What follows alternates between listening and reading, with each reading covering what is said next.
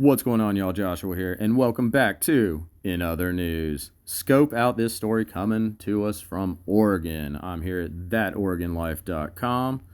Story comes to us from Tyler James on the 25th of March 2024. Small farms in Oregon suffer as new CAFO definitions threaten livelihoods. In Oregon, the landscape of small-scale farming is undergoing a seismic shift due to the recent regulatory changes affecting water rights and farm operations. These changes are casting a shadow over the future of family farms and local agriculture, invoking a series of legal challenges and widespread concern among the farming community.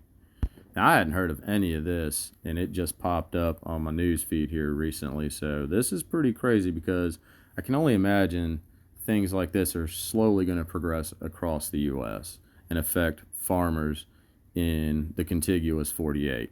Anyway, back to the story. At the core of the upheaval are two contentious issues: the expanded definition of concentrated animal feeding operations, or CAFOs, and the stringent water usage restrictions. These regulations have placed an undue burden on small farmers, many of whom are now facing the threat of closure due to what they view as overreaching government intervention. The reclassification of small homesteads as CAFOs based on broad criteria, including the presence of rock or gravel pathways, has ensnared numerous family-run operations under a regulatory umbrella typically reserved for much larger industrial-scale farms. This shift has not only surprised many in the farming community, but also spurred legal action. A lawsuit filed earlier this year on behalf of these small-scale operations argues that the definition of a CAFO is overly broad and unfairly targets those who are least able to bear the regulatory and financial burdens imposed by such a classification.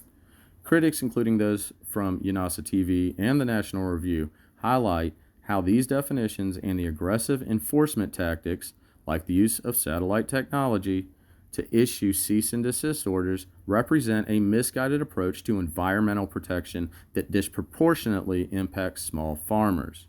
Quote, the state of Oregon has effectively shut down small farms and market gardens on a large scale, and they're actually sending out cease and desist letters to farms, and they're using satellite technology to find their victims and send them these letters that say you can't operate, unquote, the rancher in the video from UNASA TV below explains. Adding to the distress is Oregon's approach to water rights. In an effort touted as groundwater protection, the state has implemented rules that restrict the use of water for irrigation, considering all groundwater, even on private property, a public resource. Wow, that's profound. This has left many farmers, such as Christina Del Campo of Oak Song Farm, in a precarious position. Del Campo's story exemplifies the struggle faced by many. After years of relying on well water for her crops, she was informed that she could no longer irrigate her commercial crops without a water right. This sudden enforcement has devastated her primary source of income and left her questioning the future of her farm.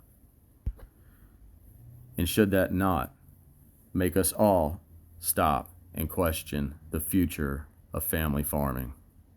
Seriously. Anyway, I'm out of here. Go love thy neighbors. Bye.